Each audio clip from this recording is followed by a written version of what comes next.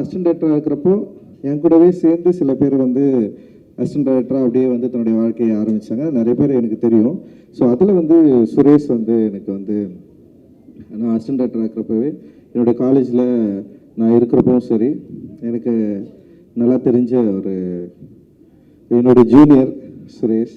And Suresh வந்து வெற்றிமாறன் சார்கிட்ட work பண்ணுறதை நான் வந்து பார்த்துருக்கேன். அண்ட் வந்து வெற்றிமாறன் சார்கிட்ட இருந்து அவன் எப்போ வந்து வெளியே வந்து படம் பண்ண போகிறான் அப்படின்னு நானும் வந்து ரொம்ப நாளாக வெயிட் பண்ணியிருந்தேன்.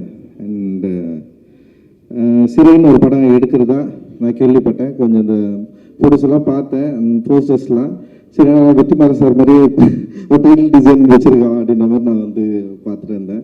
அண்டு சரி, எப்படி படம் இருக்க போகுது அப்படின்னு நானும் வந்து யோசித்தேன். ட்ரெய்லர் பார்த்தேன், ட்ரெய்லர் ரொம்ப நல்லா இருந்தது. அண்டு சரி படம் பார்க்கலான்னு யோசிக்கிறப்ப தான் லலித் வந்து அவர் இப்போ நான் அவங்க பையன் நடிச்சிருக்கிறது எனக்கு தெரியாது, ஆனால் அவங்க ப்ரொடக்ஷன் அப்படின்னு தெரியும். அப்புறம் தமிழுடைய ஸ்கிரிப்டுன்னு எனக்கு தெரியாது.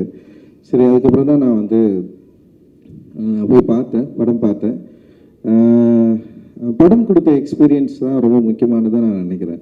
எனக்கு தெரிஞ்ச நம்பர் சுரேஷ் இல்லை வந்து வெற்றி சாரோட அசிஸ்டண்ட்டு, இது எல்லாத்தையும் மீறி வந்து லலித் சாரோடைய ப்ரொடக்ஷன், இல்லை லலித் சார் பையன் நடிச்சிருக்காரு, இல்லை விக்ரம் பிரபு நடிச்சிருக்காரு, இது எல்லாத்தையும் மீறி வந்து எனக்கு வந்து படம் வந்து ஒரு பயங்கரமான எக்ஸ்பீரியன்ஸை வந்து எனக்குள்ளே கிடச்சிச்சு.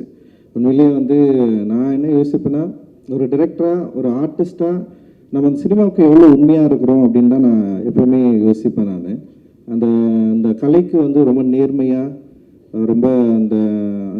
நேர்மையாக அணுகி ஒரு படத்தை வந்து சுரேஷ் வந்து எடுத்திருக்கிறான். ரொம்ப சந்தோஷம் சுரேஷ்.